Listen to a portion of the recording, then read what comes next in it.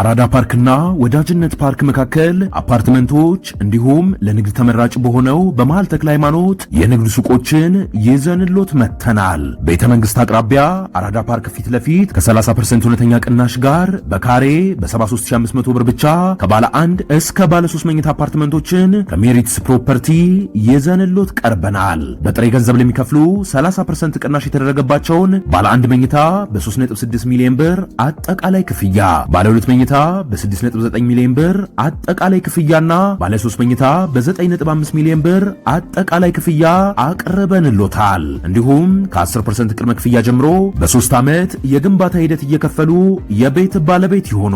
በዚህ የመኖሪያ መንደር ውስጥ መዋኛ ገንዳ፣ ጂምናዚየም፣ ደረጃውን የጠበቁ ሰፋፊ ሊፍቶች፣ ምቹና በቂ መኪና ማቆሚያ ቦታዎች፣ ዘመናዊ የደረቅ ቆሻሻ ማስወገጃ፣ አውቶማቲክ ጄኔሬተር የተገጠመለት የከርሰ ምድር ውሃና ለተለያዩ አገልግሎት የሚውል ሰገነትም በአንድ አካቷል። እንዲሁም በመሃል ተክለ ሃይማኖት ከአንድ ሳምንት ባልበለጠ ጊዜ የምናወጣቸው የንግድ ሱቆችን ቀድመው ለመመዝገብ ከታች ባለው ስልክ ይደውሎ። ሜሪትስ ፕሮፐርቲ አራዳ ፓርክና ወዳጅ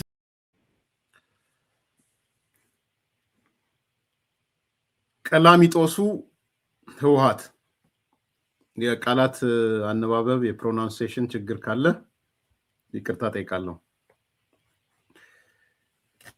ቀላሚጦስ ማለት ግን በአማርኛ ወዲ ሻምበልን ለማውራት ሞክሬ ነበረ። ወዲ ሻምበል አግኝቼዋለሁ። ባህር ዛፍ ማለት ነው ብሎኛል።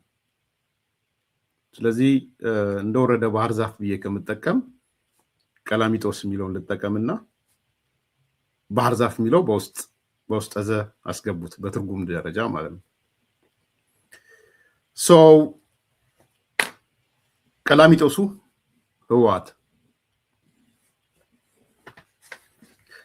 በወቅታዊው የኢትዮጵያ ፖለቲካ ውስጥ አነጋጋሪ በመሆንና አጀንዳ በመስጠት ወይም አጀንዳ ሴት በማድረግ ግንባር ቀደም ከሆኑ ጥቂት ግለሰቦች ወይም የፖለቲካ መሪዎች መካከል አንዱ አቶ ጌታቸው ረዳ ነው። በጣም ጥቂት ናቸው ባይዘው አጀንዳ ሴት የሚያደርጉ። በእኔ እምነት ባይሆን ደስ ይለኛል፣ ግን መንግስት አካባቢ የማየው ነገር ጥቂቶች ናቸው አጀንዳ ሴተሮች። ራሳቸውንም ቢፈትሹ ደስ ይለኛል። በጥቂቶች አጀንዳ ሴተርነት መኖር አይቻልም። አንዳንዶች ከስራ ኃላፊነታቸው አንፃር አደባባይ ላይ ያወጡ ይችላሉ፣ ይገባኛል። ግን ገዢ ፓርቲ ውስጥ ምናምን ብዙ አጀንዳ ሴት የሚያደርጉ ሰዎች ኢንክሉዲንግ ኮሚኒኬሽን ጽህፈት ቤቱን እያየሁት አይደለም። የኔ ምርመራ የኔ ግምገማ ነው። እነሱ አላቅም። ቁጥር 1 አቶ ጌታቸው ረዳ ነው። ቁጥር 1 ጠቅላይ ሚኒስትሩ ናቸው። ቁጥር 2 አቶ ጌታቸውን ነው የማየው። ዛዲግን አየዋለሁ፣ እውነት ነው። አምባሳደር ሱሌማንን አየዋለሁ፣ ቦልዶ ነው።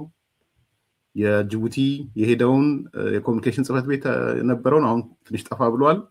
ዶክተር ለገሰ ቱሉን አያለው። ሌሎቹ ግን ብዙ አላያቸውም።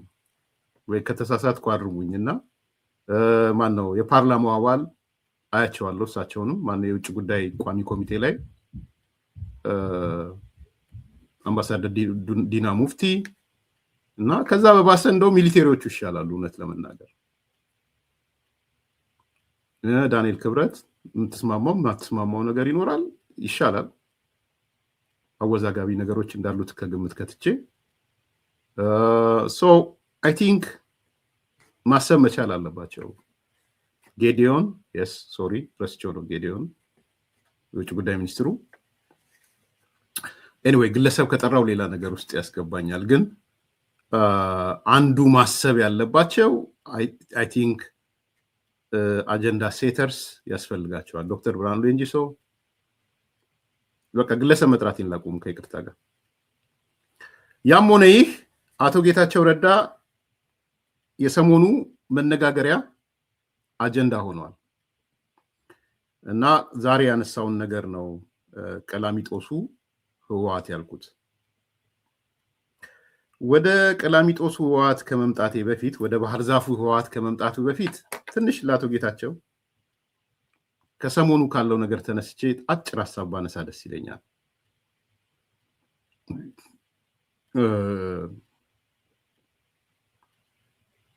አይ ቲንክ ሬድዋን መልስ መስጠት የሚችል አይመስለኝ ያለበት ቦታ እንደዛ የሚፈቅድለት አይመስለኝም። ሶማሌ የሆነውን ቦታዎች በውስጥ ለውስጥ የምትሰራቸው ስራዎች ነው የሚሆኑት። እሱንም ከግምት ከትቼ ነው።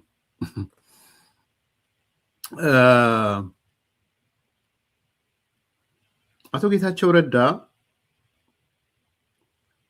አሚን እኔ ምክር ሀሳብ ላነሳ ፈልጌ አይደለም፣ ግን ለአንዳንድ ጉዳዮች ምላሽ ሲሰጥ በጣም ጥንቃቄ ማድረግ አለበት ብዬ አምናለሁ። የሚሰማ ከሆነ ላኩልኝ ቆርጣችሁ።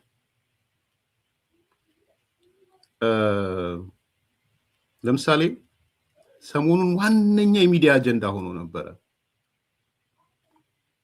እና ዋነኛ አጀንዳ የሆነው ለአቶ ጀዋር መሐመድ የሰጠው መልስ ነው። እኔ የዛኔም ገልጫለሁ፣ አሁንም እገልጸዋለሁ። ጌታቸው ረዳ ለአቶ ጀዋር መልስ መስጠት አልነበረበትም።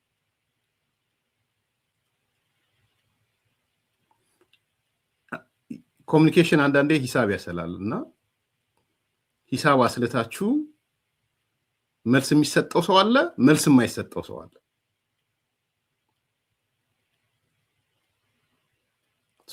አቶ ጌታቸው ለጀዋር አይመጥንም። በግልጽ ነው የምናገረው። ከዚህ በኋላም መልስ ከሰጠው በጣም ነው ማዝነው።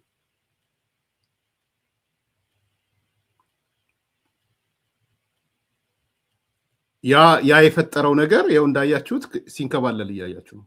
ጌታቸውና ጀዋር ተደባደቡ። የጀዋርና የጌታቸው ፍጥጫ ጠቅላላ ሚዲያው ፖለቲካሊ የሞተውን ሰውዬ እንዲነሳ ነው እያደረገ ያለው። እውነቴን ነው፣ ከምሬ ነው የምናገረው። he already dead in politically why ለምን ነው መልስ የምትሰጠው? እና ለራሱ ነፍሱ የምትቃትት መድረሻና መሄጃ ያጣ ሰው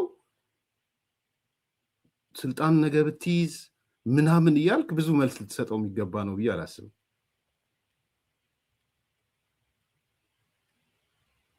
እና አንዱ ያየሁት አስተያየት እሱ ነው። በዛ ላይ ደግሞ ጀዋር ማለት ብዙ ናፖሊዮን ስለሆነ ብዙ ውሾች አሉት፣ ብዙ ቡችሎች አሉት። ስድብ አይደለም ይሄ። ብዙ ሀገር ቤት ስፖንሰር የሚያደርጋቸው ገንዘብ ይሰጣል። ልክ ጀዋር ሲነካ ፕሮግራም ብለው የሚመጡ ሰዎች አሉ፣ ሀገር ቤት ገንዘብ ይከፍላቸው። ኤክስ ዋይ ዜድ አላችሁ። እነሱ ራሳቸው የነገሩን፣ እዚህ ውጭ ሀገር ያሉ ጓደኞቻቸው የነገሩን ማለት ነው። ገንዘብ ይልካል። ታውቃላችሁ ጀዋር እዚህም ከሞተ ለማንሳት የሚፈራገጡ ሰዎች አሉ፣ ጀዋርን ከሞተበት ለማንሳት። አሁን ትላንት ጀዋር መልስ ሰጠ ተብሎ አማርኛ ነበር መጀመሪያ ወጣው አይደል?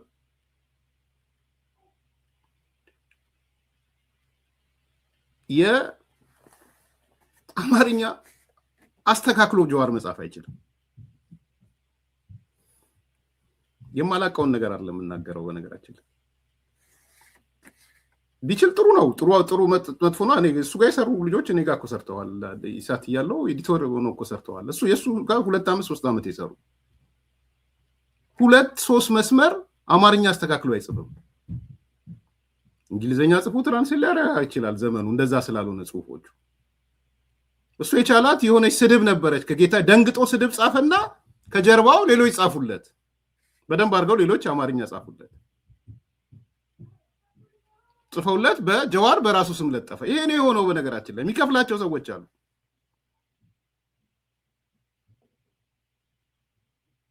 አዎ አይችልም።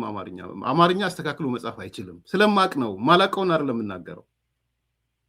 እንደው ለማስመሰል እንኳን ቀድሞ ወይ ኦሮምኛ ጽፎ ወይ እንግሊዘኛ ጽፎ ወደ አማርኛ ቢመጣ አሰየው፣ ከዛ ተተረጎመለት ይባላል። ስለዚህ የጻፉለትም ሌሎች ሰዎች ግን በሱ ስም ይወጣል። ሌላውን ደግሞ ፋርሴ ቡላ ይላል። ባጣ ቆየኝ ሰብስቦ ማለት ነው። አሁን እሱ አይደለም አጀንዳዬ። ጌታቸው ረዳ ግን መልስ መስጠት አልነበረበትም። ከዚህ በኋላም መልስ ከሰጠ እኔ ሲሪየስ የሆነ ስህተት አድርጌ ነው የምወስደው፣ መሰረታዊ ስህተት አድርጌ ነው የምወስደው። ባይዘው አውቆ ያደርገዋል ብዬ አላስብም ጌታቸው፣ ግን መሰረታዊ ስህተት ከሚባለው ጎራ ውስጥ ነው የምከተው። እንደዛ ከሆነ አድነው ከቻልክ እኔ የማንም ነፍስ እንዲዋትት አልፈልግም። ሰው ቅድሚያ ከመሰራት ካለበት የአቶ ጀዋርን ነፍስ ማዳን ቀላል ነው። እሱ ደግሞ ኮሚኒኬት ተደራረጉ፣ ከኢትዮጵያ መንግስት ጋር እንዲያወራ አድርጉት፣ ይግባ። ይሄ ሰው ጭንቀት ላይ ነው ያለው። እንደሚያወራው አደባባይ እንደሚወጣው አይደለም። የኢሳያስ መንጋጋ ውስጥ ከመግባቱ በፊት እንደነ ዳውድ እንደነ ትንግርቱ ማዳን የሚሻለው ያንን ነው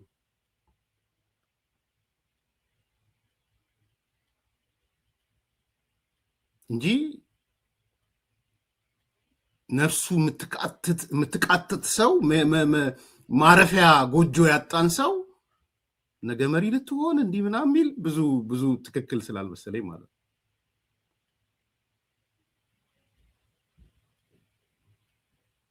እና ይሄ ትንሽ ለእኔ ደስተኛ አይደለሁም። ፐርሰናል ነው እያነሳ ያለሁት፣ ሌላ አይደለም። ሞቶ የተቀበረ ማንሳት ነው። እዛው አንተ ተቃዋሚዎች የትግራይ ልጆች የሆኑ ዛሬ ከነጌታቸው የታደሰው ረዳ አፈቀላጤዎች ዛሬ ጻፉትን ተመልከት። ማነው ሼር እየተደራረገ ያለው? ለምንድነው የመጣ ይመስላል? አንተን እንድትባረር ሲሰሩ የነበሩ አሁንም ኢትዮጵያ ያሉ ትግራይ ያሉ የነ ጀነራል ታደሰው ረዳ አፈቀላጤዎች ምንድነው እያደረጉ ያሉት? አሁን ጀዋርን እንዴት ነው ፕሮሞት እያደረጉት ያለው? ከጀዋር ጋር ያላቸው ግንኙነት ምንድን ነው? ሪሌሽንሺፓቸው አሁን እኔ በግልጽ ነው የማወራው። በነገራችን ላይ የጀዋር መንጋ ልክ ይሄ ሲለቀቅለት ሮጦ መጣ። ቢኮዝ ጀዋር መሞት የለበትም አውቀዋል እየሞተ እንደሆነ። እንደን ነፍስ ዘራላቸው አንተ።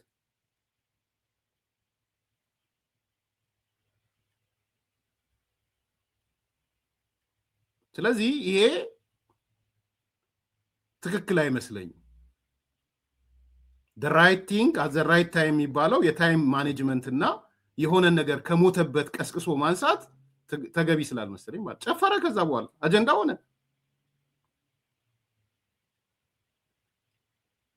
እና ይሄ አይ ቲንክ እኔ የጻፍኩትን በዛ ነው። አየዋቸው፣ ክሊኮቹን አየዋቸው። ባጣቆየኞች በአማርኛ ጽፈው ሰጡት፣ ለጠፈ ጀዋር። የሱ አገር ቤት የሚከፍላቸው ሰዎች ለጠፈ ጀዋርን አጀንዳ። የድሮ ፕሮግራሞች ሁሉ እያመጡ ኔትወርክ አላቸው፣ አገር ቤት ያል ፕሮግራም ሰሩ። ሌሎቹም ኤክስ ዋይ ዜድ ብዬ መናገር ይችላል። ብዙ ክሊክ እንዳለው ብዙ የናፖሊዮን እንዳሉ ታውቃለህ። ያንን ውሾች ለመቀስቀስ ነው? ቡችሎቹን ለመቀስቀስ ነው? ባጣቆየኞችን ለመቀስቀስ ነው ወይ? ትልልቅ አጀንዳዎች ባሉበት ማለት ነው። ኮሚኒኬሽኑ ፕሮፐር ኮሚኒኬሽን ነው ብዬ አላምንም። ለዚህ ነው የጻፍኩት። ጥሩ አድርጎ ዘኢትዮጵያ አንብቦታል። ልጋብዛችሁና ወደሚቀጥለው አጀንዳ ሄዳለሁ። ዘኢትዮጵያን በዚህ አጋጣሚ ያመሰገንኩኝ ማለት ነው። ማጠቃለያ የምናደርገው የኤርሚያስ ለገሰን ደብዳቤ ኤርሚያስ ለገሰ ለአቶ ጌታቸው ረዳ ደብዳቤ ጽፏል። ጓድ ጌታቸው ጀዋር መሐመድን የተቻው ትችት አንተ ለመተቸት እንደውም ጥሩ ነው ምናምን ብዙ ካለ በኋላ በኤርትራ ሰዎች አፍ ውስጥ እየገባ ነው ብሎ ማሳያ አነሳ። እነ ኦቦ ዳውድ ኢብሳን እነ ፕሮፌሰር ትንግርቱን አነሳና የእነሱን አይነት አካሄድ እየሄደ ነው። ከአሜሪካ ተባሯል፣ ከኬንያ ተባሯል። አሁን የቀረው ኔዘርላንድ ነው። እዛም ደግሞ እንዲህ አይነት ጉዳዮች ቶለሬት የሚደረጉበት ሀገር አይደለም። ስለዚህ ሊባረር ይችላል። ከተባረረ የሚገባው ኤርትራ ነው። ለዛ ሁኔታዎችን እያመቻቸ ያለው ከሰሞኑ ስለ ኤርትራ እንደዚህ የሚል አቋም ራሱ ጆርማን ነው ኤርሚያስ ለገሰ በተደጋጋሚ ሲያነሳ ነበረ። ስለዚህ ለኤርትራ ምቹ ከመሆኑ በፊት እንታደገው፣ እንድረስለት የሚል ግልጽ ደብዳቤ ለአቶ ጌታቸው ረዳ ጽፏል ኤርሚያስ ለገሰ። እሱን ጋብዘናችሁ እኛ ከወዲሁ እንሰናበታለን። እጅግ አድርገን እናመሰግናለን። ሀሳብ አስተያየቶቻችሁ እናንተ ምንድን ነው የሚለውን ብናውቅ ደስ ይለናል። የኤርሚያስ ለገሰን ደብዳቤ ለአቶ ጌታቸው ረዳ የተጻፈውን እንዲህ አዘጋጅተነዋል። እሱን ጋብዘናችሁ እኛ ኮዱ እንሰናበታችኋለን። አማሃ ደገፋ ነበርኩኝ። ጤና ይስጥልን። ይድረስ ለአቶ ጌታቸው ረዳ ከኤርሚያስ ለገሰ ጉዳዩ ጀዋር መሐመድን እንድንታደገው ስለመጠየቅ። ጓድ ጌታቸው ከላይ በርዕሱ ለመጥቀስ እንደተሞከረው ጀዋር መሐመድን የመታደጊያ ወቅት አሁን እንደሆነ የጸና እምነት አለኝ። አንተን ለዚህ ትልቅ አደራ ተሸካሚነት ለመምረጥ ደግሞ የራሴ ምክንያቶች አሉኝ። በተለይም በዛሬው ዕለት የአቶ ጀዋር መሐመድ አሁናዊ አካሄድ አስደንግጦ የጻፍክለት መጣጥፍ ዋነኛ ምክንያቴ ተደርጎ ሊወሰድ ይችላል። እንደ እውነቱ ከሆነ የጀዋር ሰሞናዊ ሁኔታ አሳስቦህ በዛሬው ዕለት የሰጠኸው ምክረ ሐሳብ ተገቢም ብቻ ሳይሆን አንድ ኃላፊነት ከሚሰማው አገር ወዳድ ኢትዮጵያዊ የሚጠበቅ ነው። ከዚህ አንጻር እኔ ከአንተ ጋር ያለኝ መሰረታዊ ልዩነት ከፈረሱ ጋሪው ቀድሟል የሚለው ብቻ ነው። መቅደም ያለበት መቅደም አለበት።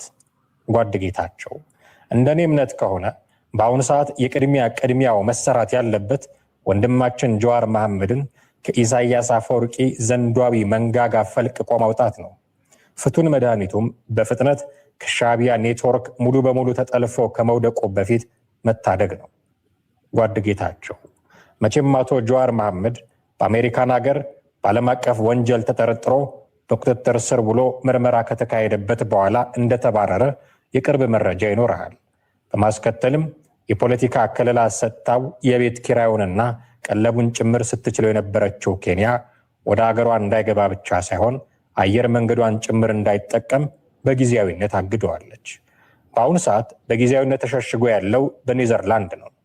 በአሁኑ ሰዓት ደግሞ ኔዘርላንድ እንኳንም በዓለም አቀፍ ወንጀል የተጠረጠረ ቀርቶ ለተራው ስደተኛም አስቸጋሪ ሆናለች። እናም በዚህ ከፍተኛ አጣብቂኝ ውስጥ ገብቶ የሚሰቃየው ወንድማችን ጀዋር መሐመድ ሁኔታዎች ወደ ባሰ ከሄዱ ብቸኛ ማረፊያው ኤርትራ ወይንም ግብፅ መሆኑ አይቀርም። የኢሳያስ አፈወርቂ ሰዎች ደግሞ እንደዚህ አይነት አጠራጣሪ ሁኔታ ውስጥ የገቡ ሰዎችን በባትሪ ፈልገው የጥፋት አጀንዳቸው አስፈጻሚ ማድረግ የካበተ ታሪክ አላቸው። ለዚህ ምሳሌ ሩቅ ሳንሄድ ሁለት ሰዎችን ማስታወስ እፈልጋለሁ። የመጀመሪያው አንጋፋው የኦነግ የዕድሜ ልክ መሪ የሆኑት አቦ ዳውድ ኢብሳ ናቸው። የሻዕቢያ መዋቅር አቦ ዳውድን ያጠመደው በአገረ የመን ሲንከራተቱ እንደነበረ የቅርብ ሰዎቻቸው በቅርብ ምስክርነት ሰጥተዋል። ሁለተኛው በሰሜኑ ጦርነት ወቅት ትግራይ የሚለው ስያሜ ከምድረ ገጽ መፋቅ አለበት፣ ተጋሩ በየዓመቱ አንድ ቀን ተሰይሞ የኢትዮጵያን ሕዝብ ይቅርታ መጠየቅ አለበት፣ ተጋሩ ከሽንኩርት መክተፊያ ቢላዋ ውጭ ሊፈቀድለት አይገባም በሚለው ዘመን ተሻጋሪ ንግግሩ የምናውቀው ረዳት ፕሮፌሰር ትንግርቱ ነው። አሜሪካን በቅርቡ ባወጣችው የመባረሪያ ሊስት ውስጥ ረዳት ፕሮፌሰሩ እንዳለበት ያወቁት የሻዕቢያ ኔትወርኮች አጥምደውት በአሁኑ ሰዓት ዋነኛ የቤት ውስጥ አገልጋይ አድርገውታል። ዛሬ ትንግርቱ ከሻዕቢያ በላይ ሻዕቢያ ሆኗል። ጓድ ጌታቸው ሁኔታዎች በዚህ ከቀጠሉ ቅርቃር ውስጥ የገባው ጀዋር መሐመድም እጣፈንታው የኦቦ ዳውድና ትንግርቱ ነው። እናም ጓድ ጌታቸው ሳይቃጠል በቅጠል እንዲሉ ለጀዋር ልትደርስለት ይገባል። ጀዋር ከገባበት ውጥንቅጥ መንጭቆ ሊያወጡት ከሚችሉ ሰዎች አንዱ አንተ ነህ። ጓድ ጌታቸው ወንድም ጀዋር መሐመድን ከዘንዶ መንጋጋ አላቆ የመታደጊያው ሰዓት ነገ ሳይሆን ዛሬ ነው።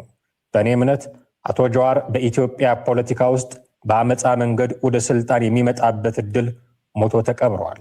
ከዚህ በኋላ ተነሳ ሲል የሚነሳለት፣ ተቀመጥ ሲል የሚቀመጥለት፣ ተኛ ሲል የሚተኛለት ቄሮም ሆነ ቀሪት የለም። ቄሮና ቀሪት ትራንስፎርም አድርገዋል። ስለዚህ የአቶ ጀዋር መሐመድ ብቸኛ መንገድ ሰላማዊ ትግል ብቻ ነው። ለዚህ ደግሞ እንደ ማንኛውም ኢትዮጵያዊ ጀዋር መሐመድ የማይገረሰስ የዜግነት ህጋዊ መብቱ ነው። በእርግጥ ከጀዋር መሐመድ አንጻር ከተመለከትነው ቀደም ብሎ እንደተጠቀሰው ከዛም ከፍ ያለ ከቅርቃር የማውጣት ተልእኮም አለው። እናም ጓድ ጌታቸው ከሚመለከታቸው የመንግስት አካላት ጋር ተነጋግረህ ጀዋርን የመታደግ ስራ በቅድሚያ ስራ፣ ሌላው ይደረስበታል። ኦኬ፣ ለጠይቃችሁ እኔ ነኝ የጻፍኩት። ጽሁፉ ያነበበው ዘኢትዮጵያ ነው። ዘኢትዮጵያን ሰብስክራይብ አድርጉ ብያችኋለሁ። በጣም ጥሩ ልጅ ነው። ጥሩ የተለያየ ተዘጋጅቶ የሚመጣ ልጅ ነው። ይሄን ነው ቁም ነገሩ፣ ይሄ ነው። ከዛ በላይ ብዙ ማለት አልፈልግም። ማንሳት ይፈልጋል ጀዋርን ከተቀበረበት ብዬ ለግሌ ማመን አልፈልግም። ከጌታቸው አንፃር ለጊዜው ማመን አልፈልግም። ግን አጀንዳው ዛሬ ኢትዮጵያ የብሔራዊ ጥቅም ፓርቲና መንግስትን መለየት፣ ፓርቲና ግለሰብን መለየት እሱ የጀዋር አጀንዳ አይደለም። የሌሎች አጀንዳ ሊሆን ይችላል። እሱ የለውም፣ ይሄ አጀንዳ የለውም። አሁን ወዶ ገብ የሻቢያ ሰው ሆኗል ጀዋር። ወዶ ገብ የሚለውን አስምሩልኝ። ስለጨነቀው እነ ኦቦ ዳውድ ሻቢያ ነው ፈልጎ ከየመን ያመጣቸው። አቶ ጀዋር ግን እሱ ፈልጎ ነው ወደ ሻቢያ ሄደው። ልዩነቱ እሱ ነው። ኦቦ ዳውድ ፈልገውት ነው። ልክ ከኢትዮ ኤርትራ ጦርነት ሲዋጋ ከህወሓት ጋር ሲጣላ ሻቢያ እነማንን ኬንያ አሉ፣ እነማ ዩጋንዳ አሉ፣ እነማ የመን አሉ ብሎ ጀነራል አበበንም አውርቼው ነበረ። በነገራችን ፈልጎ አግኝቷቸው ነው ኑ ብሎ ይዞ የወሰዳቸው ባጣ ቆየኝ ስለሆነ።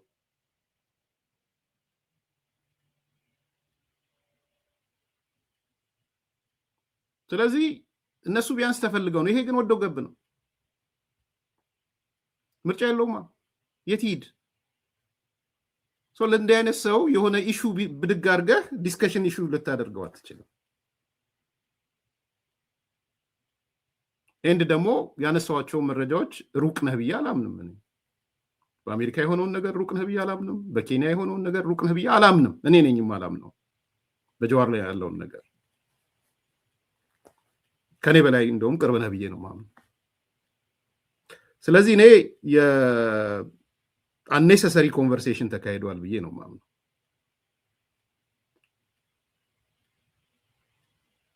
ኤርትራ ወዶ ገብ የሆነ ሰው በነፃ ዝውውር ያደረገ ሰው አሁን እኮ ለነ ወዲ ሻቢያ እኮ ጌታ ሆነዋል እኮ። አሁን የጀዋር ጌቶች ባይዘወይ አንዳርጋቸው ሆነዋል። ትላንት አዲስ አበባ ላይ 2 ሰዓት 3 ሰዓት አስቀመጥኳቸው ነው ቤት ብሎ አማላጅ መጥተው 3 ሰዓት አስቀምጡ ስልክ ደውሎ አሜሪካን ሀገር እነዛን ኢትዮጵያኒስቶች ነፍጠኞች 3 ሰዓት አስቀምጫቸዋለሁ ብሎ የሚያግላግጥ ቁጭ ብሎ ፎቅ ላይ ቁጭ ብሎ ምንም ስራ ሳይኖረው ይቀመጡ ብሎ የሚያስቀምጣቸው ዛሬ የነሱ ተላላኪ ሆኗል። ዛሬ የሚያዙት እነ ወዲ ሻቢያ ናቸው። የሚያዙት እና አንዳርጋቸው ናቸው።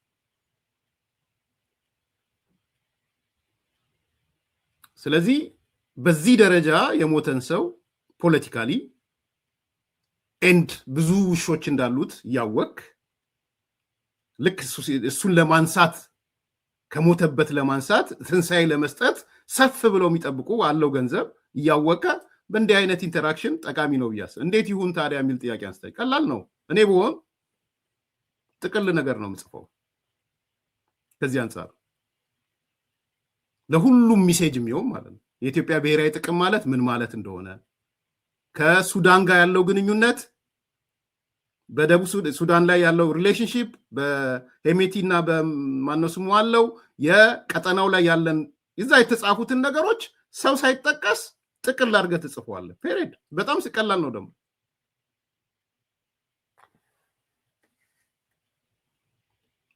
በቃሪያ ጥፊ እንደመታው እኮ አውቃለሁ። ሳላቅ ቀርቼ አይደለም። ጌታቸው በቃሪያ ጥፊ ነው የመታው እኮ አውቃለሁ። እሱ እንደ ርዕሱንም ያደረኩት እኮ በቃሪያ ጥፊ ነው ያልኩት፣ በጥፊ ግን እዛ ውስጥ አይታችሁ ከሆነ ማይመልስ ነው የሚሻለው። ምክንያቱም ኦልሬዲም የለም ይሄ ሰውዬ እና አንዱ እንደው ሌላ ጊዜ ኮሚኒኬሽኑ ላይ ቢያስብበት ጥሩ ይመስለኛል። እና ከዛ አንጻር በደንብ ኮሚኒኬት የምታደርገውን ነገር ለሁሉም ኮመን ቫልዩ ላለው ነገር ማድረጉ ነው የተሻለ የሚሆነው። ይሄ አንዱ ጉዳይ ነው ማለት ነው። ስለዚህ ከሞተ ለማንሳት ስለሚካሄድ ነው። እኔ ከሞተ ለምን አስጨነቀ ላልከው ከሙታን ለማንሳት የሚሯሯጡ ሰዎች ስላሉ ፖለቲካሊ እንደሞተ መቅረት ስላለበት አመፃ መንገድን እንዳይከተል ዳውን ቄሮ ተነስ ተቀመጥ የሚለው ስለሌለ፣ ስለዚህ በሰላማዊ መንገድ አገር ቤት ገብቶ ፖለቲካውን ካንቀሳቀሰ ከመረጠው ኢትዮጵያ ህዝብ ከመረጠው ኦሮሞ ህዝብ አጨብጭቤ ነው እኔ ከኢትዮጵያ ተሰናብቼ የጀዋር ኢትዮጵያ ያልኩ አወራለሁ ከዛ በኋላ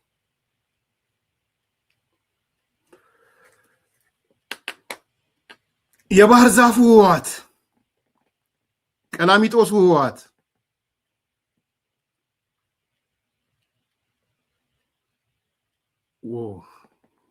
ቪክቶር ሁጎ በምስራቅ አፍሪካ አማካሪነቱን የጻፈው አዎ ልክ ነው። በምስራቅ አፍሪካነቱ ግን ጥቅል አድርጎ መጻፍ ይችላል ነው እያልኩ ያለሁት። እንዴት ነው ነገሩ? ኢትዮጵያ ምን አይነት ብሔራዊ ጥቅም አላት እንደ ምስራቅ አፍሪካ? አንደኛ። ቀጥሎ ደግሞ ከሱዳን አንጻር የኢትዮጵያ የኃይል አሰላለፍ የቱ ጋር ይሁን? እጇን አጣጥፋ ትቀመጥ ወይ? why you mentioned that guy? so debatable የሆነ ኢሹ እጃችንን አጣጥፈን እንቀመጥ ወይስ ምንድነው ማድረግ ያለብን?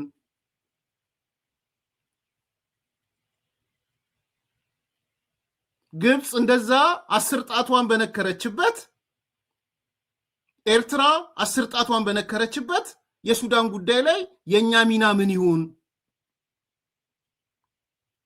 ሮይተርስ አካባቢ የተሰራው ስራ ምንድነው? አሁን ሮይተርስ ታገደ ተብሎ መግለጫ ወጥቷል ዛሬ ሮይተርስ። ስለዚህ የኛን የስትራቴጂክ ጠቀሜታ እሱ እንዳነሳው በጥቅሉ ጽፈህ ያንኛም አጀንዳ እናደርገዋለን። ዋና አጀንዳ ከመጻፉ በፊት እኮ አጀንዳ አድርጌው ነበር እኔ። ብዙዎች ሲጨፍሩ ምንድነው የምታወሩት? ግብጽ መታ ሱዳን ላይ የጨፈረች አልቡራን ጋር የጨፈረች ኢትዮጵያ እጇን አጣጥፋ ትቀመጥ ወይ ብያለሁ እኮ። ነውም ደግሞ ዛሬም እሱን ነው የማምነው። እንድንዘጋ ነው እንዴ የምትፈልጉት? በዛ በኩል ኤርትራ፣ በዚህ በኩል ኦኬ አልቡራን ቢያሸንፍ የጣፋንታችን ምንድነው? አሁን ባለው የፖለቲካ አሰላለፍ አልቡራን አሸነፈ። መልሱ እስቲ። አልቡራን አሸነፈ። አሁን ባለው አሰላለፍ የኢትዮጵያ ጣፋንታ ምንድነው? ጎንደርን ለመስጠት?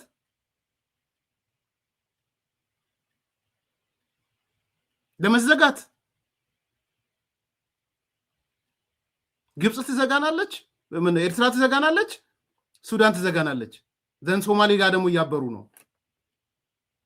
ስለዚህ በቀጠናው ላይ የሚኖረን ሚና ግልጽ መሆን አለበት። እኔ ያ ወንጀለኛ ነው ጥፋተኛ ነው ጃንጃይድ ሚሊሻ ምናምን እሱ ከነሱ ሀገር አንጻር ነው። በህግ የሚጠየቀው በህግ ይጠየቅ። እንዴ በጣም ግልጽ መሆን አለባችሁ በዚህ ላይ። አልቡርሃንን በዚህ ጋር ያዙና ሄሚቲን በዚህ ጋር ያዙና አልቡርሃን ቢያሸንፍ አሁን ባለው ሁኔታ ምንድነው የምንሆነው እንደ ሀገር? እኔ መንግስትን አቋም አይደለም የነገርኳቸው ያለሁት። ምን እንሁን አልቡርሃን ቢያሸንፍ? ሄሜቲስ ቢያሸንፍ በህግ የሚጠየቀውን ይጠየቅ። እኔ የህግ ጉዳይ አይደለም፣ የሱዳን አጀንዳ ነው እሱ። ሄሜቲ ግን ህዳሴ ግድብ የአፍሪካ ግንባር ቀደም ግድብ ነው ብሎ ኮንግራጁሌሽን ያለን ሰው ነው ሄሚቲ። ሄሚቲ ኢትዮጵያ የባህር በር ሊኖራት ይገባል ብሎ የተናገረ ሰው ነው ሄሚቲ። ከስትራቴጂክ ከኛ ስትራቴጂክ ኢሹ አንጻር አልቡርሃን ነው የሚሻለን? ሄሜቲ ነው የሚሻለን?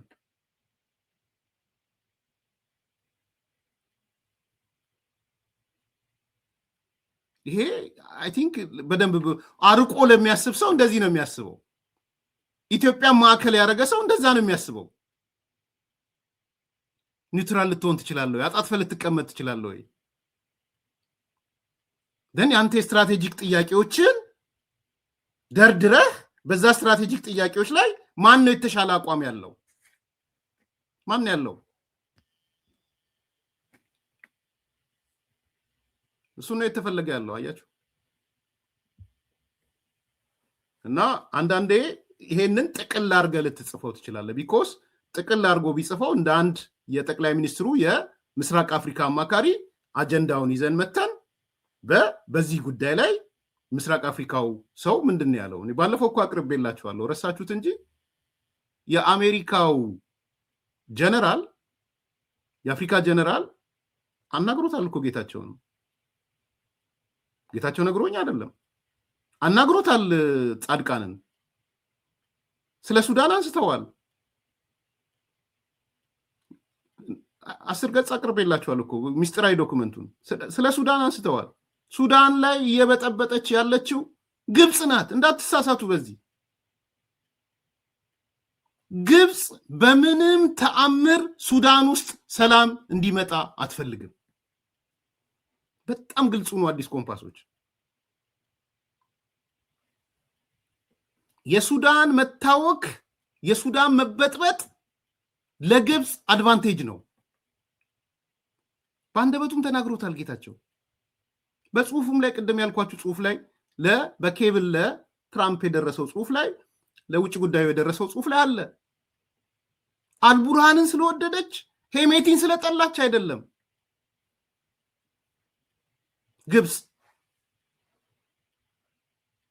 ግብጽ ካልታመሰች ግብጽ ሰላም ከሆነች ያ የተንጣለለ መሬት ወደ መስኖ ይገባል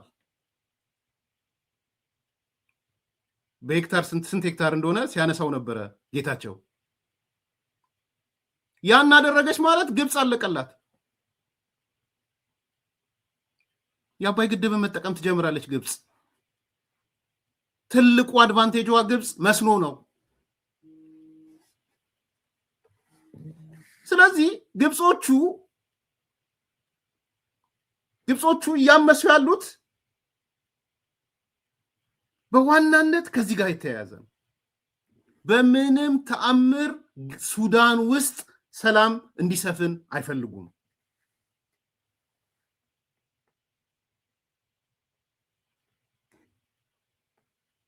አንደኛው እሱ ነው ሁለተኛ አልቡርሃን ኤግዚስት ያደረገው በግብጽ ነው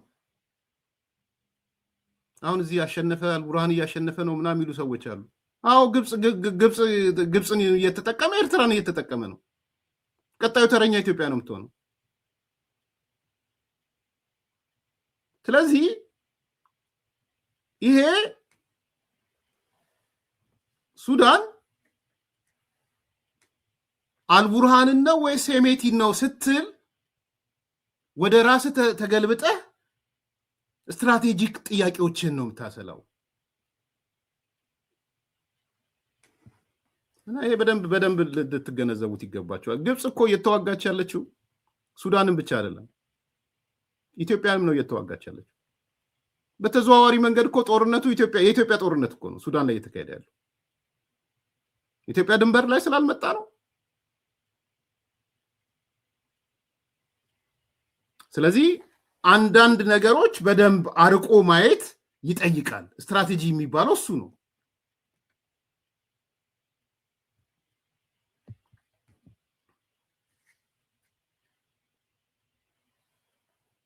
እና ትንሽ አንደርስታንድ እናድርገው ማለት የኃይል አሰላለፉን በደንብ እናጥናው የኃይል አሰላለፉ ምንድነው አሁን በአሁኑ ሁኔታ ያለው የኃይል አሰላለፍ ምንድነው ግብጽ አለች ሻዕቢያ አለ ህወሓት አለ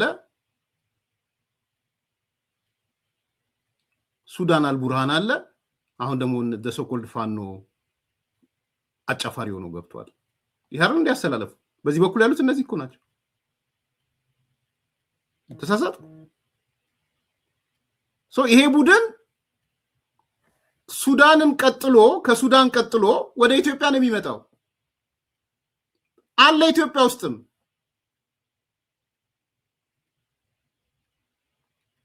ህወሓት ዛሬ ቡራ ከረዩ የምትለው ኬት አምጥታ ነው ሻዕቢያ ቡራ ከረዩ የሚለው ኬት አምጥቶ ነው አልቡርሃን ቡራ ከረዩ የሚለው ኬት አምጥቶ ነው እና የኃይል አሰላለፉን ግልጽ መሆን ያስፈልጋል ምንድነው የኃይል አሰላለፉ የሚለው ማለት ነው ስለዚህ ላጠቃለውና አንደኛ ሱዳን ውስጥ እየተካሄደ ያለው ጦርነት የኢትዮጵያም ጦርነት ግብጽ ባትገባበት ኢሳያስ ባይገባበት የራሳቸው ነው ብለ ኒውትራል ሆነ ተቀመጣለ አይናችን እያየ የግብጽ አውሮፕላን የግብጽ ድሮን እየመጣ እያየ ኒውትራል ነኝ ብለ ልትቀመጥ አትችልም ጅል ካልሆንክ በስተቀር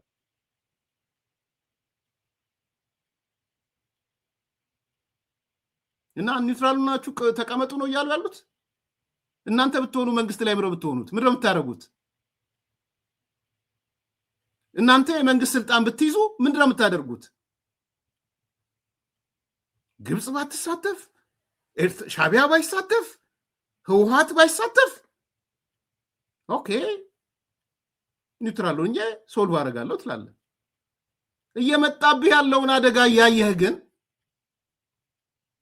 አይ እኔ ኒውትራል ነኝ የሱዳን ጉዳይ ምናምን ብትል ግን አንተ ወይ አልገባህም ማለት ነው። ሀገርም እያስተዳደርክ አይደለም ማለት የኃይል አሰላለፍም መስራት አትችልም ማለት ነው። ስለዚህ በዚህ ልክ ነው ያነሳው። ጥቅል ስቴትመንት ይሁን ያልኩት በዛ ምክንያት ነው። ያ አንደኛው ነው። ሁለተኛው ወደሚቀጥለው ነገር ልሂድ። አሁን መንጫጫት ጀመራችሁ። አይ ነው ከባድ አጀንዳ እንደሆነ አውቃለሁ።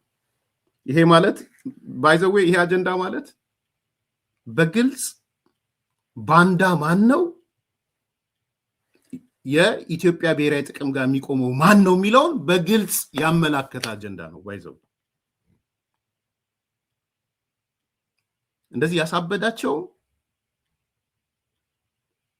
በግልጽ ባንዳነታቸውን ስለሚያጋልጥ በዛ መልኩ መጻፍ ይችላል ጌታቸው። እዚህ አጀንዳ ላይ የምትወስደው አቋም ወይ ባንዳ ነህ ወይ ኢትዮጵያ ብሔራዊ ጥቅም ጋር ነው የምትቆመው። there is no in the middle መሀል ሰፋሪ ነኝ የምትለዋ ነገር አይደለም እዚህ ጋር ያለው።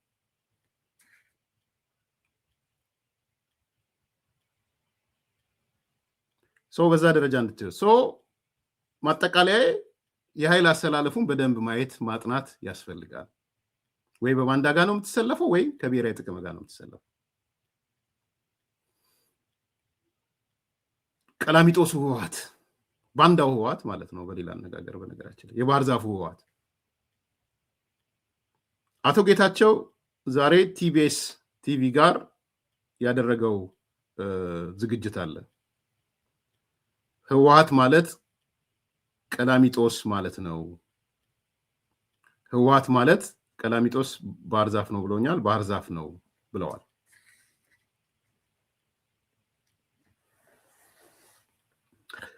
የባህር ዛፍ ተፈጥሯዊ ባህሪን 1 2 3 ብሎ ዘርዝሯል። ምንድነው የሚለው?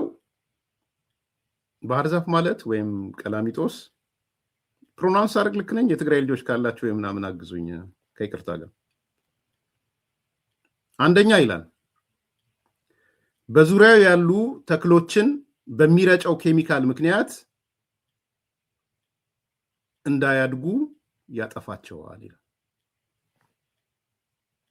ኬሚካል አለው፣ ኬሚካሉን ረጭቶ አጠገቡ ያሉትን በሙሉ ያጠፋል ይላል።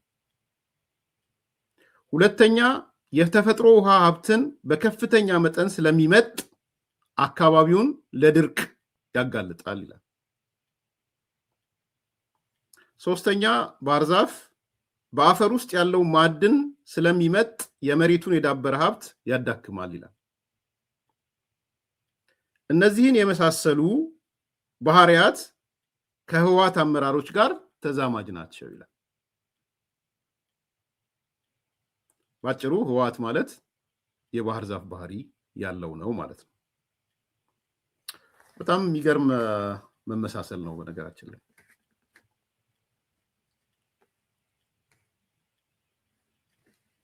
ዝርዝሩን ዛሬ ነው የሚቀርበው። በኋላ ቃለ መጠይቁንም እንደሚተረጉመው ነግሮኛል ወዲ ሻምበል። ያንን ዝርዝሩን እንሰማለን። ግን አንድ የጎደለ ነገር ያለ ይመስለኛል። እነሱ ከተረጎሙት ነገር ተነስቼ አራተኛ መጨመር ያለበት ነገር አለ። አራተኛ መጨመር ያለበት ነገር ምንድነው? አይ ቲንክ የባህር ዛፍ ነው።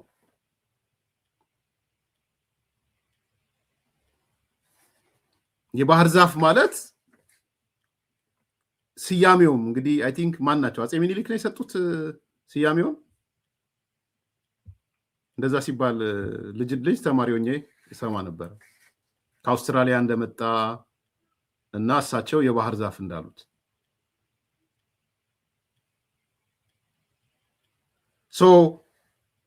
የባህር ዛፍ ከባህር የመጣ ነው። ሰው ሀገር በቀል አይደለም ማለት ነው። እናቺ አራተኛ ነጥብ ከጨመራት ጨመራት፣ ካልጨመራት ግን በጣም ጠቃሚ ነጥብ ናት ብዬ ነው ማስበው። ህወሓት ሀገር በቀል አይደለም። በአስተሳሰብ ደረጃም ሀገር በቀል አይደለም፣ በተግባርም ሀገር በቀል አይደለም። ላለፉት 50 ዓመታት በኢትዮጵያ ፖለቲካ ውስጥም ሀገር በቀል አይደለም።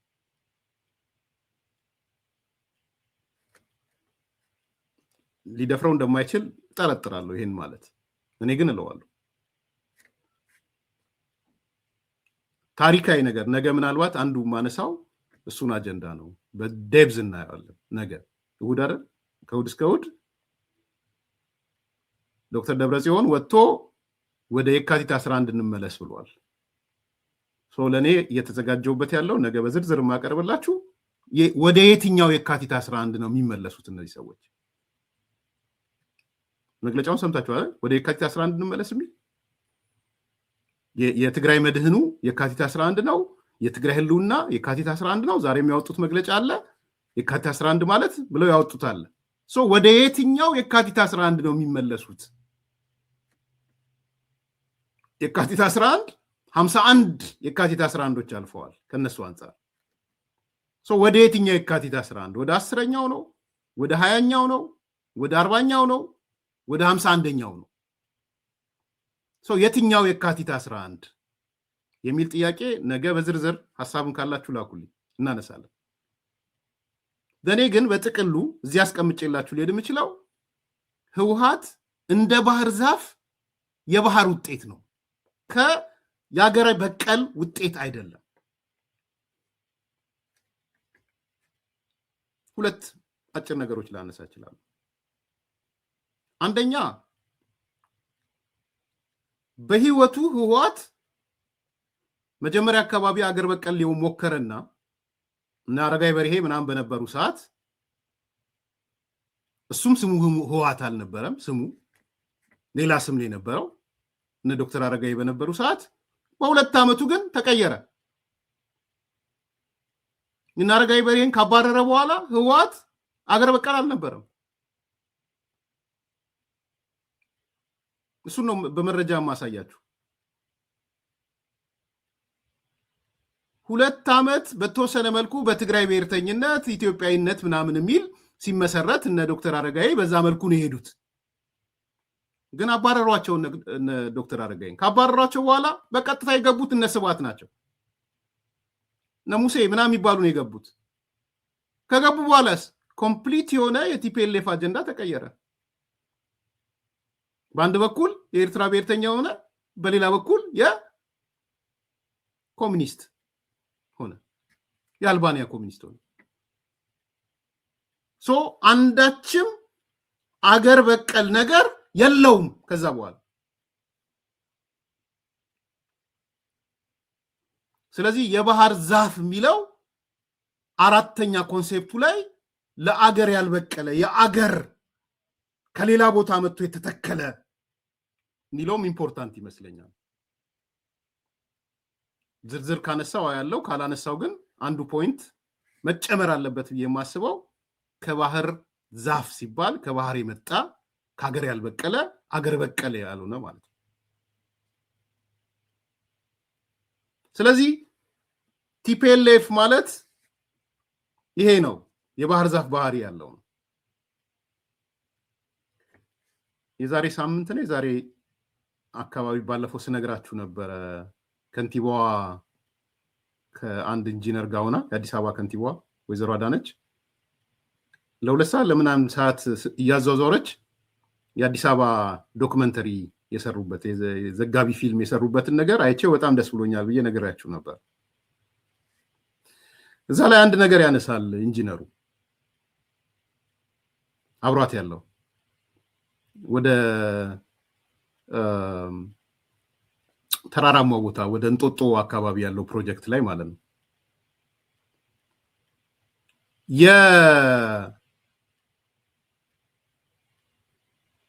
የባህር ዛፍን እያጠፉ ነው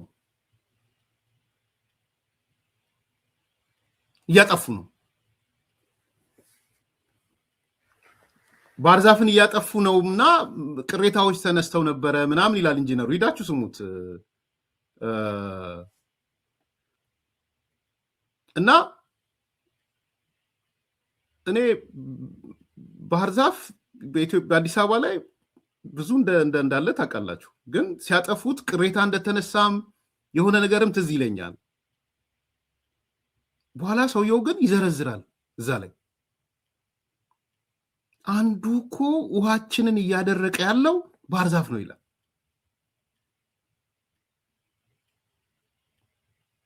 ይሄ የትልቁን የኢትዮጵያ የውሃ ምንጭ የሆነውን ነገር እያደረቀ ያለው ባህር ዛፍ ነው። ስለዚህ ባህር ዛፍን እያጠፋን በምትኩ አገር በቀል እየተከል ነው ይላል። ሂዳችሁ ይዩት ፓርት 2 ላይ።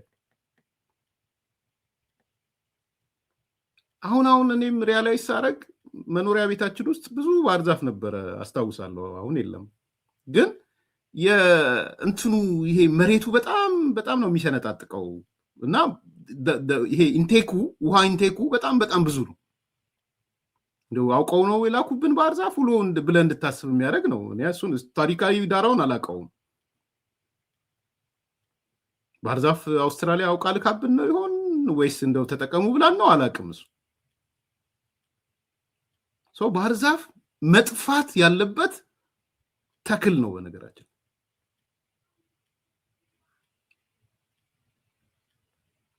ውሃችንን እየጨረሰ የመሬት የአፈር ለማፈርነቱን እየጨረሰ አሁን ጌታቸው እንዳነሳው ኬሚካል እየረጨ በዙሪያ ያሉትን አካላቶች እያጠፋ ይላል ያ ሰውየው እዛ ላይ።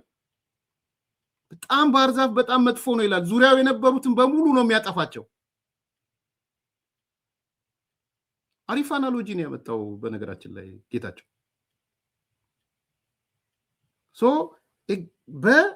የባህር ዛፍ አምሳያ ነው ቲፒኤልኤፍ።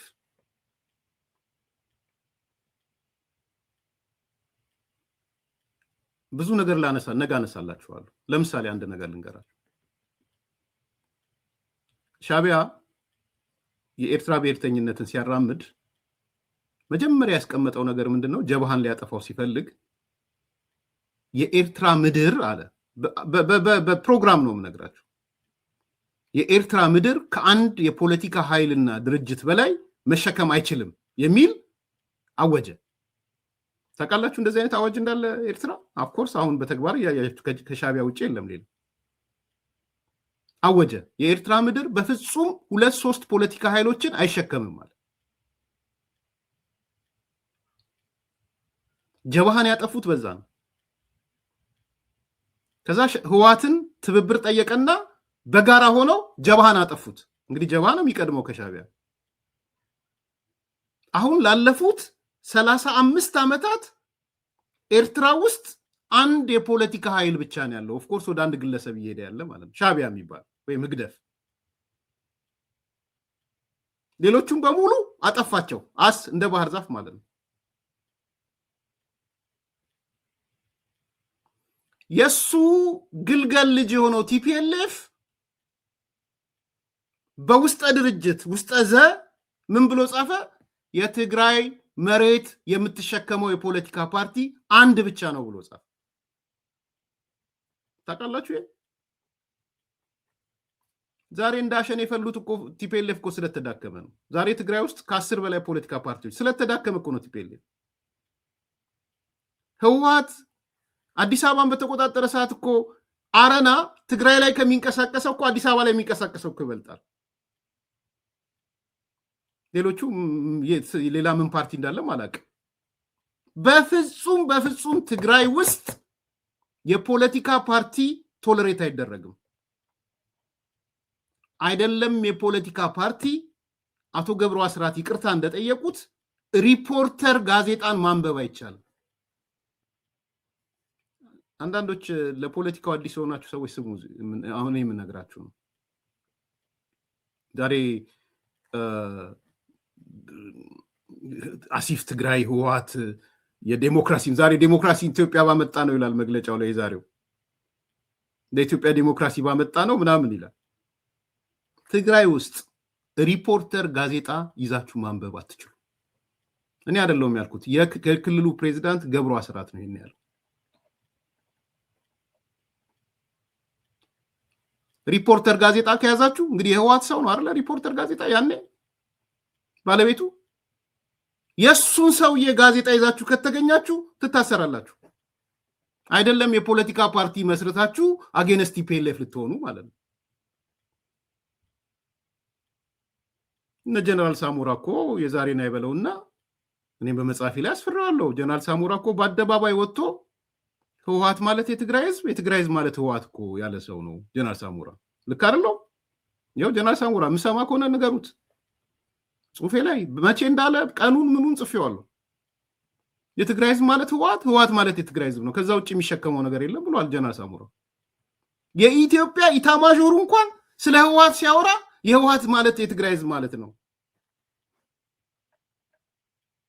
የኢትዮጵያ ኢታማዦር እኮ ነው ጀነራል ሳሞራ በዛ ሰዓት። ስለዚህ በውስጠ ዘ ምላችሁ ኤክስፕሊሲትሊ ተጽፎ የሄደ አይደለም፣ በውስጠ ድርጅት የሚደረግ ውይይት ነው። በምንም ተአምር ትግራይ ውስጥ ከአንድ ፖለቲካ ፓርቲ በላይ ማስተናገድ አይቻልም። ያጠፉታል። የተቃዋሚ አስተሳሰብ መያዝ አትችሉም ትግራይ ውስጥ። ፕሮፌሰር መስፍን ዝም ብለው አይደለም ህዝቡን የሳሙና ፋብሪካ ልታረጉት ነው ወይ ያሉት። ዝም ብለው አይደለም፣ ከባዶ ተነስተው አይደለም። 9 ሰው ፈልጌ ያጣው ያሉት ልክ ናቸው፣ ልክ አይደሉም፣ ፍለጋቸው በአግባቡ ፈልገዋል አልፈለጉም አላውቅም። በወቅቱ ግን 9 ሰው ፈልጌ ያጣው ነው ያሉት። ልክ ናቸው፣ ልክ አይደሉም እንዳልኩት የሙት ወቃሽ አላረግም። ከ9 ሰው በላይ ይኖራል ብዬ አምናለሁ። ግን በሌላ አስተሳሰብ ውስጥ ያለ 9 ልሂቅ ፈልጌ ያጣው ነው ብለው ነው የጻፉት። ጽሁፍ ነው የጻፉት በነገራችን።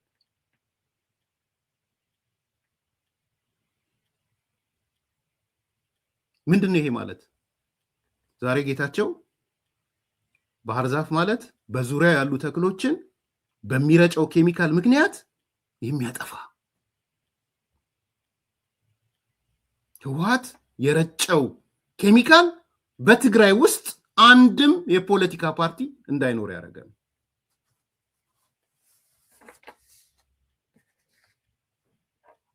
ዛሬ ስለተፈረካከሰ ነው 10 ምናምን ፓርቲ አቅሙ በላይ ሆነ። ፕላስ ደግሞ ማዕከላዊ መንግስትን ስለለቀቀ፣ በደንብ አዳምጡ፣ በደንብ አስተውሉ። ማዕከላዊ መንግስትን ስለለቀቀ፣ ምርጫ ቦርድን ስለለቀቀ ዛሬ ትግራይ ውስጥ እንደ አሸም ፓርቲዎች ፈልተዋል። አይችልማ፣ ማገድ አይችልም። ምርጫ ቦርድ የለም። አሁን ውስጥ ፌዴራል መንግስት ነው ምርጫ ቦርድ የለም። ደግሞ ፌዴራል መንግስት ነው እንዳይንቀሳቀሱ ግን እያለ ነው።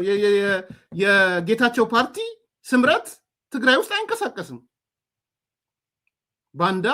የባንዳ ልጅ ክዳተኛ ነው የተባለው። ስለዚህ እንትኑ በጣም ደስ ስላለኝ ነው ባይዘው ያስተሳሰረበት መንገድ ህወሓትን እንደ ቀላሚጦስ ወይም እንደ ባህር ዛፍ ያየበት መንገድ በጣም ገላጭ ነው።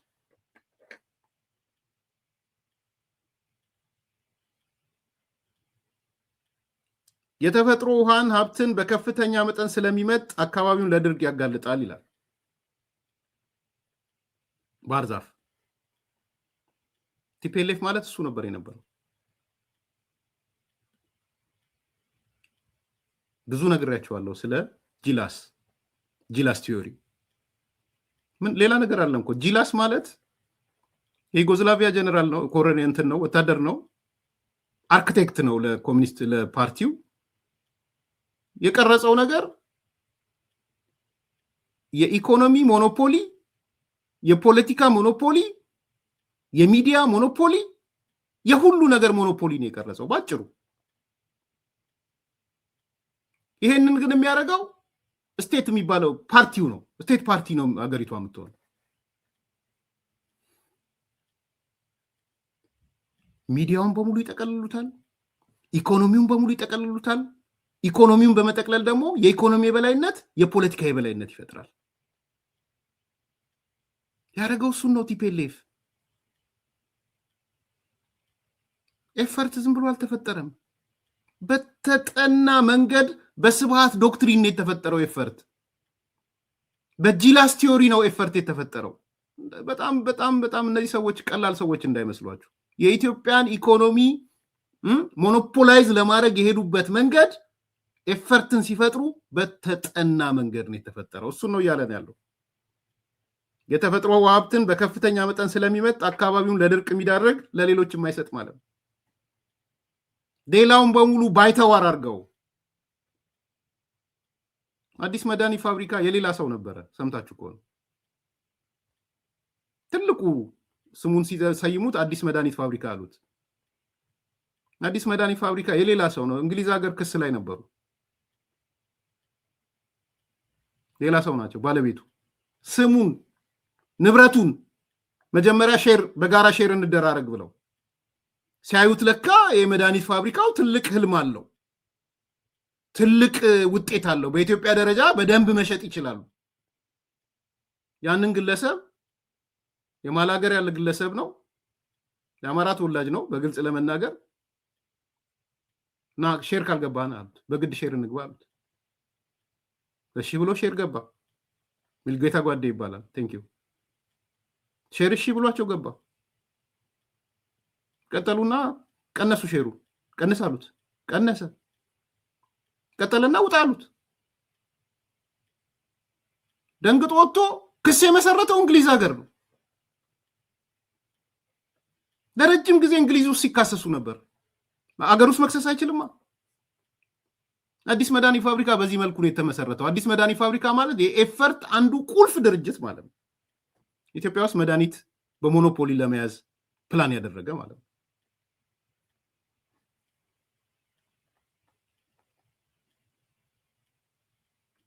በዚህ መልኩ አዲግራት መድኃኒት ፋብሪካ አዲስ ነበር የሚባለው። እያንዳንዷ ሂስቶሪካል ነገሮች እናውቃቸዋለን። ባይዘው የት እንደሄዱ አላቅም። ሙልጌታ ጓዳዩን አላቅም። በህይወት ይኑሩም አላቅም። ግን በጣም ከፍተኛ ብስጭት ውስጥ እንደገቡ እናቅ ነበር። በጣም ከፍተኛ ብስጭት ውስጥ አማልጋሜትድ ዘመዴ ናቸው። አማልጋሜትድ በዘመዴ ስል የስጋ እንትን የሆነ ትስስር ጋሽ ገብረ የስበኛ እዚህ እንገናኝ ነበረ። አሁን አርግ እንጂ እንገናኝ ነበር። አማልጋሜትድ ታውቁታላችሁ ምን አይነት ድርጅት እንደነበረ ኢትዮጵያ ውስጥ። ባይዘዌ ኤፈርት የወሰደው አማልጋሜትድ ነው። እሳቸው አሜሪካ ነገር አለው ታውቃላችሁ። 20 ሚሊዮን ዶላር ኢሳያስ ወስዶባቸዋል። አማልጋሜትድ ቲፒኤልኤፍ ሲጠየቅ አያገባኝም ነው ያለው። ማዳበሪያ አስመጪ ላኪ ነበሩ። የግብርና ምርቶች አማልጋሜትድ ታውቁታላችሁ። ቦታውን ዜሮ ነው የተባዙት። ጋሽ ገብረ ይስበኛ የአባቴ ሀገር ሰዎች ስለሆኑ ነው። መጽሐፊም ላይ በዛ መልኩ ነው የገለጽኩት። ኢትዮጵያ ውስጥ ያሉ እንደነ አማልጋሜትድ ያሉ ድርጅቶችን ኬሚካል ረጭቶ አጥፍቶ የራሱን የመሰረተ ማለት ነው። ብዙ ማውራት ይቻላል። በጣም ባይዘ ይሄ ባርዛፍ አናሎጂ ብዙ ነው ሊያወራን የሚችለው። ብዙ ልናወራበት እንችላለን። እኔ በጭንቅላቴ የመጡብኝ እነሱ ናቸው። አቶ ገብረ የስበኛ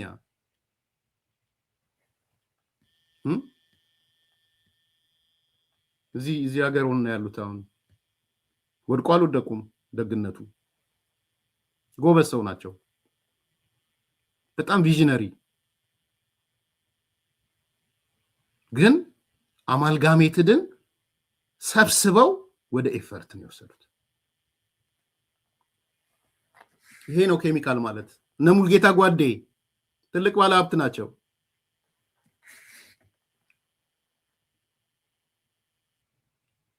ግልጽ እኮ ነው። አንዳንዶቹ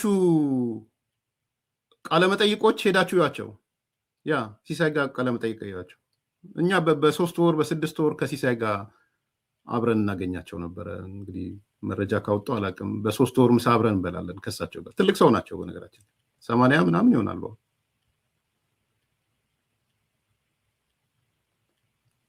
እንሄዳለን በ3 ወር በ6 ወር በምን አብረናቸው በጣም ውስጣችሁ ይቃጠላል እሳቸው የሚናገሩትን ስትሰሙ ሻዕቢያ እንዴት ንብረት አሁን ባይዘው የኢትዮጵያ መንግስት የአቶ ገብረየስ ቤኛንም ንብረት ኢሳያስን መጠየቅ አለበት 20 ሚሊዮን ዶላር ነው የወሰደባቸው የ20 ሚሊዮን ዶላር ነው ብር ከሁለት አንዱ ሶሪ እንዳልሳሳት ያኔ ግን ያው 2 ብር 1 ብር ስለነበረ ብዙ በዶላር ልዩነት የለውም 20 ሚሊዮን ዶላር ሻዕቢያ ወስዶ አልመልስም ማለት ወደብ ላይ የነበረ ግልጽ እንድትው ወደብ ላይ የነበረው ማዳበሪያ ይዞት ሄደ ወደ ራሱ የኢትዮጵያ መንግስትን ቢጠይቁ አልከፍልም ማለት የኢትዮጵያ መንግስት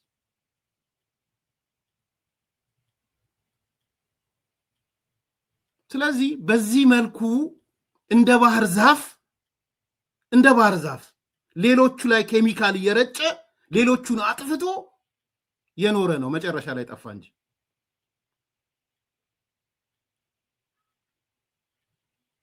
ያው ማጭድ ያመርቱ ነበር ትራክተር ያመርቱ ነበር ማዳበሪያ ያመጡ ነበር በጣም ሰውየው ልማቸው ትልቅ ነበር ሌላ ጊዜ አውራቸዋለሁ አስፈለገ ልጆቻቸውም ትልልቅ ደረጃ ኢንተርናሽናል ልጅ ያላቸው ኢንተርናሽናል ትልልቅ ባንክ አሜሪካ ውስጥ ያሉ ትልልቅ ባንኮችን ሊድ የሚያረጉ ልጆች አላቸው ቀላል ሰው አይደሉ ወድቆ አልወደቁ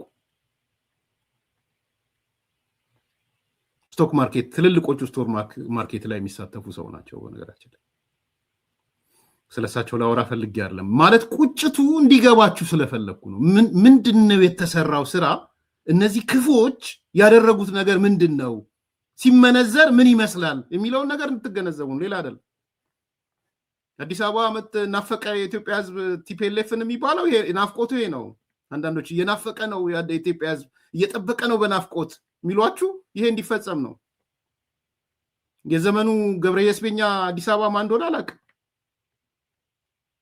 በላይነህ ክንዴን አላውቅም ዘልዝለው ነው የሚበሉት ሰምታችኋል በላይነህ ክንዴን ሀብቱን እንዲወድም እዚህ ያለ ዲሲ አዲስ ድንበት ሰራተኞቹ የብልጽግና ሰዎች ናቸው ብሎ ምን እንዳስወሰደባቸው እርምጃ ትላንት ኢንተርቪው ላይ ታችኋል እኔ አይደለም በአካባቢው የነበረ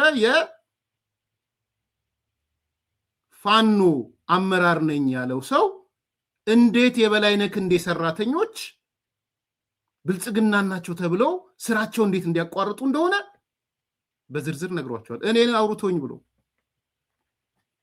ሰው ነገ ተረኛው በላይነህ ክንዴ ሊሆን ይችላል ሶ የባህር ዛፍ አናሎጂው ብዙ ሊያስብለን የሚችል ነው በአፈር ውስጥ ያለው ማዕድን ስለሚመጥ የመሬቱን የዳበረ ሀብት ያዳክማል ኢትዮጵያ ምን እንዳያረጓት መጨረሻ ላይ አየር ኃይል አልባ አየር ኃይሉን እንደ ጠላት ሲቆጥሩት እንደነበረ ታውቃላችሁ እንደ ጠላት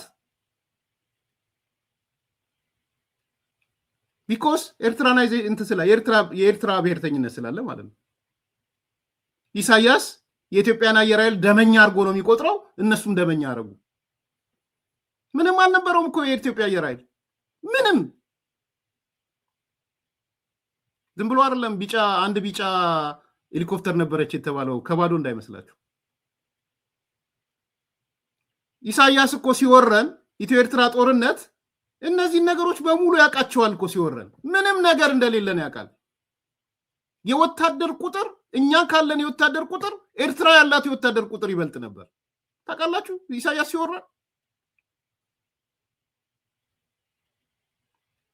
ያለን ጠቅላላ የወታደር ተደምሮ ይቺ ትንሽ ሀገር ኤርትራ ያላት የወታደር ቁጥር ይበልጥ ነበር ዝም ብሎ አይደለም የወረረን ኢትዮጵያ ተቋም አልባ እንድትሆን በጠላትነት ተፈርጀው አየር ኃይል በጠላትነት ሞዴል ስለሆነ ነው አየር ኃይል ማለት ነው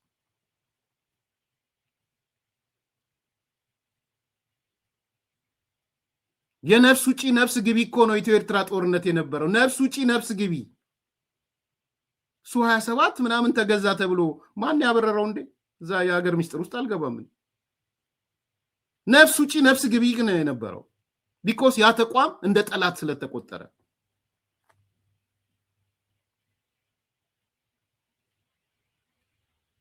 ስለዚህ እያንዳንዱን የህወሓት ፖሊሲ በተለይ መጨረሻ ላይ እየመጣ የሄደው ነገር ምንድነው እያደረገ ያለው? ሀገሪቷን ባህር ዛፍ እንደሚያደርገው በአፈር ውስጥ ያለው ማዕድን ስለሚመጥ የመሬቱን የዳበረ ሀብት ማድከም፣ ቀፎ እንድትሆን ነው ሀገሪቷን እየተደረገ የነበረው። ቀፎ የጀነራል ማዕረግ የሚሰጥህ በዘርህ ታይተህ እኔ አይደለሁም። የጀነራል አበበ ገረሱ መጽሐፍ አንብቡት።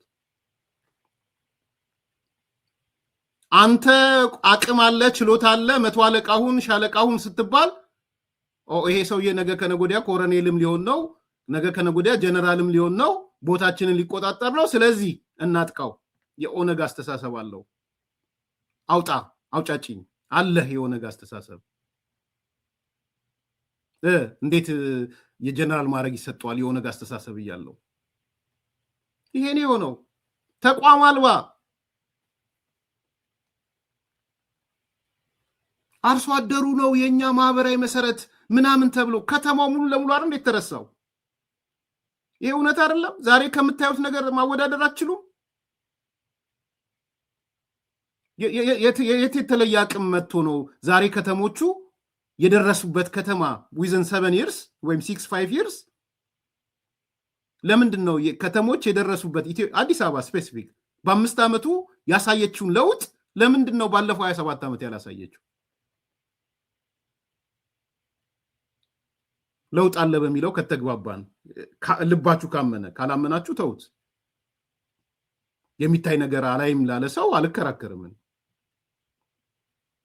ዓለም እየመሰከረ ያለበት የደቡብ አፍሪካ ፕሬዚዳንት አዲስ አበባ ማድረግ አለብን የሚል የዩጋንዳው ሰውዬ ካምፓላን አዲስ አበባ እናድርግ እያለ የአፍሪካ ህብረት ዋና ጸሐፊው አውሮፓን የመሰለኝ እያለ ይሄንን የማታምኑ ሰዎች እኔ ጋር አትምጡ፣ በዚህ ጉዳይ አትምጡ ነው እያልኩ ያለው። ነገር ግን የአዲስ አበባ ለውጥ በ5 ዓመት የመጣው ለውጥ ለምንድን ነው በ27 ዓመት ያልመጣው? ለምንድን ነው ባለቤት አልባ የሆነችው አዲስ አበባ? ለምንድን ነው ከተማ ጠሌት ተኮነው? ለምንድን ነው አዲስ አበባ ጠሌት ተኮነው?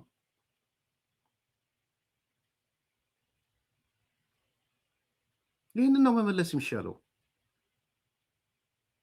ስለዚህ ነው በአፈር ውስጥ ያለው ማዕድን ስለሚመጥ የመሬቱን የዳበረ ሀብት ያዳክማል።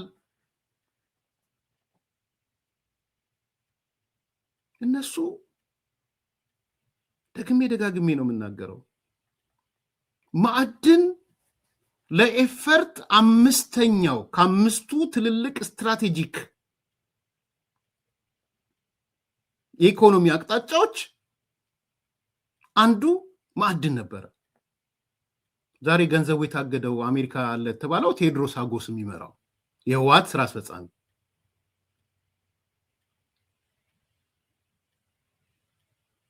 ዋነኛ ቁልፍ የአድዋ ገዢ መደብ ውስጥ ካሉት ሰዎች አንዱ ነው ቴዎድሮስ አጎስ። ከፊል ኤርትራዊ ነው። እኔ አሁን እሱ ውስጥ ገብቼ አይደለም። 5 ቁልፍ ብለው ከለዩዋቸው የኢኮኖሚ አውታሮች አንደኛው ማዕድን ነው።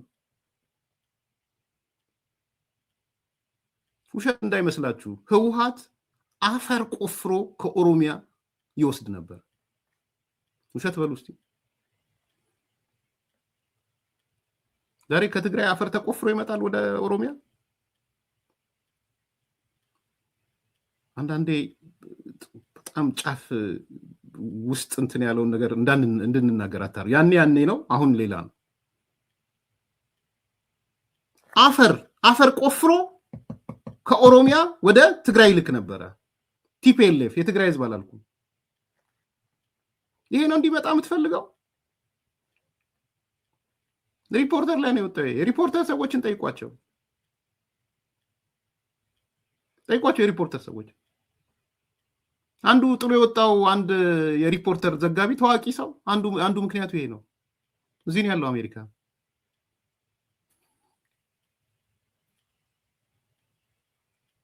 ሙገርን ገለኸው መስፍን ኢንዱስትሪያል ሙገር ሲሚንቶን ይገሎ ያኛው እዛ ያለው ሲሚንቶ ነው እንዲያድግ የተደረገው። እውነት አይደለም ይሄ? ሙገር አልተንገዳገደ። የኢትዮጵያ የደርግ ውጤት ስለሆነ ደርግ ከሰራቸው ትልቅ ስራዎች አንዱ ሙገር ሲሚንቶ ነው። ሙገርን ገለነው መሶቦን ያመጣው መሶቦ ነበር ለህዳሴ ግድብ ብቸኛ አቅራቢ የነበረው ዩኒክ የሆኑ ምርቶች ለምን መሶቦ ሙገር መስራት ስላልቻለ ነው። የሀገሪቷን አቅም መግደል ማለት ይሄ ነው። ከባህር ዛፍ ጋር የተመሳሰለው ይሄ ነው እንዲመጣል አዲስ አበባ የምትፈልገው ይሄ ከትግራይ ህዝብ ጋር የተሳሰራል ለራሱ ጥቅም። ይሄው አሁን አካውንታቸው ተዘጋረ። አካውንት ማአት ጉድ ነው የምትሰሙት። ይሄ የትግራይ ህዝብ አካውንት ውስጥ ገባ ይሄ ብር ገብቷል ነው። ስለዚህ ማዕድን ብሎ ለራሱ ማዕድን አፈላላጊ ሆኖ በአገር ደረጃ ተሰማርቶ በአገር ደረጃ ማዕድን ያለበት ቦታ ሁሉ እያነፈነፈ አንተስ እዚህ በፌደራል ደረጃ ማዕድን ማለት የደች በሽታ ነው፣ የደች ዲዚዝ ነው፣ በፍጹም ትኩረት አናረግም፣ የማዕድን ኢንዱስትሪ የሚባል ነገር የማዕድን ልማት የሚባል ነገር የለም።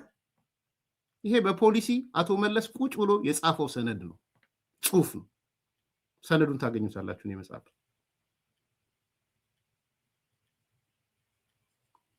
እነሱስ እያነፈነፉ ማዕድን ይሄዳሉ። ሰናይ መቼ ዕለት ሲያወራ ነበረ?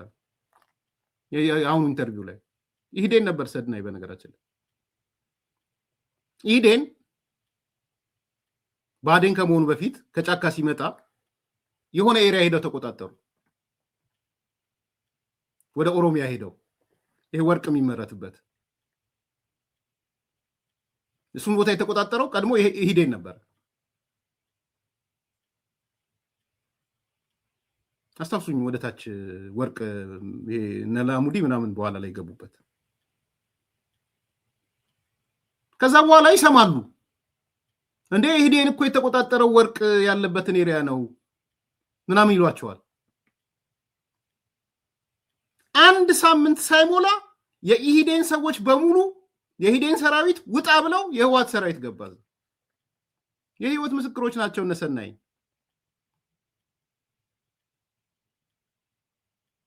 ምን ማለት ነው? ይሄ ነው ባህር ዛፍ ማለት። ኢህዴን እንደ ሰራዊት የተቆጣጠረውን ቦታ ሲያዩት ያ ቦታ የወርቅ ማምረቻ ቦታ ስለሆነ ጠቅላላ ጎትተው አውጥተው እነሱ ሄደው ተቆጣጠሩት።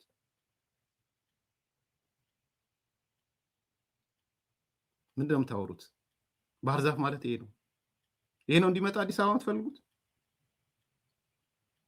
ስለዚህ ቲፒኤልኤፍ ማለት ቀላሚጦስ ነው፣ ቲፒኤልኤፍ ማለት የባህር ዛፍ ነው የሚለው ነገር በጣም ትልቅ መመሳሰል ነው። እኔ በገለጽኩት ደረጃ ላይስማማ ይችላል ጌታቸው። እኔ ግን ከገለጽኩት በላይም መናገር እችላለሁ። ነገ በደንብ አነሳላችኋለሁ። የትኛው የካቲት ብዬ አነሳላችኋለሁ። ወደ የካቲት 11 እንመለስ ሲሉ ወደ የትኛው የካቲት 11 ነው የምትመለሱት የሚል ጥያቄ እናነሳለን። ለዛሬው ግን ልክ ነህ ጌታቸው።